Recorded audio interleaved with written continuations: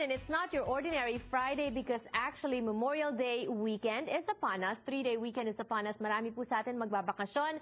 But para po dun sa mga may bahay na ang inyo pong mga asawa or boyfriend ay pupunta ng Las Vegas, what do you need to know? What do you need to understand about them men jetting off to the Sin City? Pag-usapan po natin yan ngayong hapon sa Kababayan, LA. Ako po si Janelle So, ang inyong kababayan dito sa Los Angeles. And we are usually on Fridays, we try to talk about things that are light, fun things. But this one, we can't take it lightly because we always emphasize this on the show. We need more Filipino representation. We need more Filipino policy makers. We need more Filipinos in the halls of power. At ngayong hapon sa Kababayan, LA, isa pong kababayan will be talking to us and he will need our support. I'm talking about 25-year veteran with the Los Angeles County Assessor, Adrian Gomez. Hello and welcome to Kababayan, Hi, how are you? LA. Thank you. At mabuti naman at nakakapag-Tagalog ka because parang doon ka rin lumaki, di ba? Doon ka nag-aral? Yes, nag-aral ako sa Pilipinas. I went to school in San Beda and a little postgraduate in La Salle.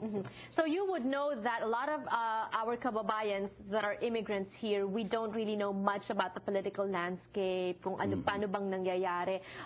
Can you describe to us and explain to us, what does the County Assessor, Office of the Assessor do? The assessor appraises all the properties in Los Angeles County. And the purpose for this appraisal is to assess the property taxes on how much a person will pay for property taxes. We have different propositions available that adjust these property taxes. Like currently, there is this Prop 8 that we are reviewing all the taxes in LA County so that for those who have purchased their property at the height of the market, like 2006, 7, 8, we are now reviewing these properties, the value of these properties, so that we could lower it to a more meaningful value so that they could pay lower property taxes.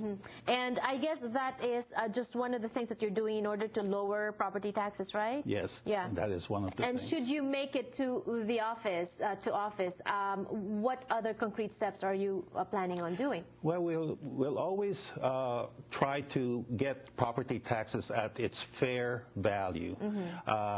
People don't mind paying their property taxes as long as it's fair. So that is what we intend to do. And of course, we also want to deliver these fairness, these property taxes at a reasonable time. And I know that that's not just your only concern. You're also chairperson of the Port Pulling Our Resources Together program for the Filipino Americans. What is Port about? Port is, as you mentioned, pulling our resources together. A lot of Filipinos come here and they don't have any kind of resources. So they ask their friends, like, what can I do in order to get a job here or there? If you have this organization that perhaps tells you what job openings are available, then at least you have this information. That is wonderful. They can come. I'm part of that Port program, so I contribute pro bono information on their property taxes. I've assisted friends on their property taxes. I have a friend who is now currently paying $3,500 less in taxes annually because he's exercised his senior citizen benefits. This is definitely good news for the Filipinos. We'll give you more information later. That's the website on the screen if you want to get more information about our kababayan, Adrian. Adrian, one last question. For you, what or who inspired you or encouraged you to run for office like this? Because like I said, we always drive that home here on the show. There's not too many Filipinos that are in that arena. Well, when the incumbent assessor retired back in March, there were a lot of outsiders who were wanting to run for office. Right. And some of these outsiders had no knowledge how the office operated. Right. Of course, I've been asked by my fellow Filipinos in the office, why don't you run? Why don't you run? Because you've been there for 25 years. I've been there for 25 years. I've been pretty much the highest Filipino in that department.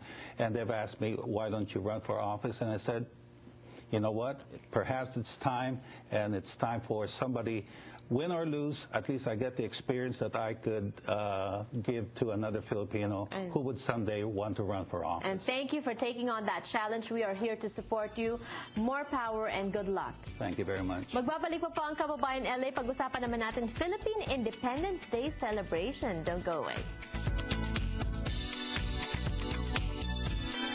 Aming napaglaman na matagal daw ang door-to-door delivery.